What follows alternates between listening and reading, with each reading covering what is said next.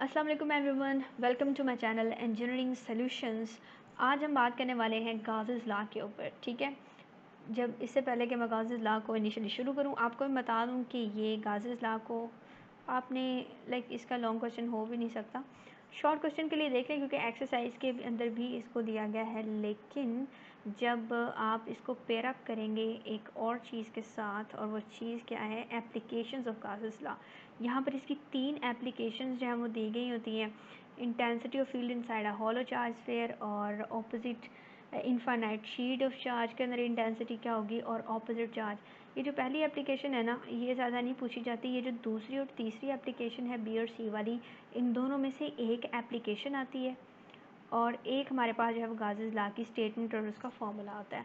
ठीक है, तो यहाँ पर आपका एक लॉन्ग क्वेश्चन जो है वो बन जाता है कि आपसे गाज़िस लॉ पूछा जाता है और एप्लीकेशन नंबर 2 या 3 में से आपको एक एप्लीकेशन जो है वो पूछ ली जाती है। तो अगर फर्स्ट चैप्टर में से थ्योरी टाइप अगर लॉन्ग क्वेश्चन बनता है तो वो यही बनता है हमारे पास। ठीक है, इसके अलावा ज़्यादातर यहाँ पर ये चीज़ें बनती हैं। आगे भी एक दो लॉन्ग क्वेश्चन बनते हैं, वो भी हम आपको बता देंगे। अब हम आते हैं कि गाज़िस लॉ एक्चुअली कहता क्या है और इसका मकसद क्या है।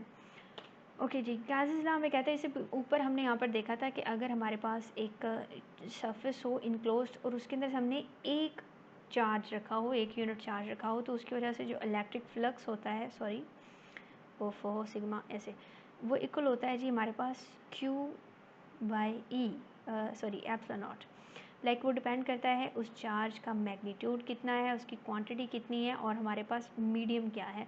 गाज़िस लॉ में ये कहता है कि अगर हमने एक इनक्लोज्ड सरफेस के अंदर काफ़ी सारे चार्जेस अगर हमने रख दिए हों, एक मिनट, अगर हमारे पास इनक्लोज सरफेस हो, उसके अंदर हमने बहुत से चार्जेस जो हैं वो रख दिए गए हों, तो हमारे पास यहाँ पर फ्लक्स की वैल्यू क्या होगी।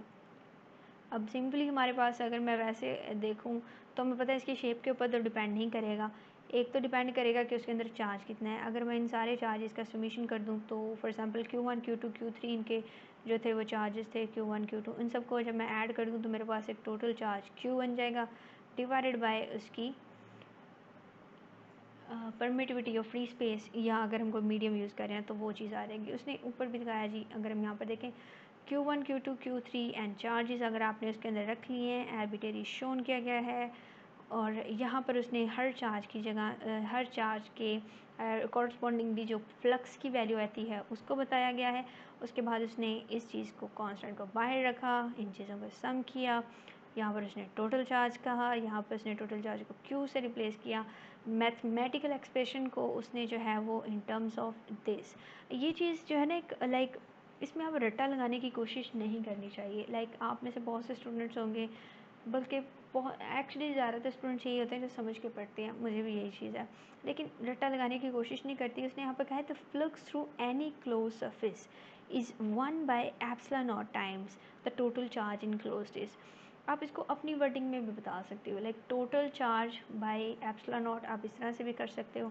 सिंपल चीज़ ये है कि जब आप इसको लॉन्ग क्वेश्चन के अंदर मैंने आपको बताया कि आपको ये चीज़ आ जाती है तो आपको उसको वेल प्रेजेंटेड होना चाहिए, आपको उसकी मैथमेटिकल फॉर्म भी देनी चाहिए, आपको उसकी जो है वो एक थ्योरिकल टाइप वर्डिंग के अंदर उसकी डेफिनेशन भी देनी चाहिए। उससे काफ़ी इंटरेस्टिंग क्वेश्चन जो है वो लगता है।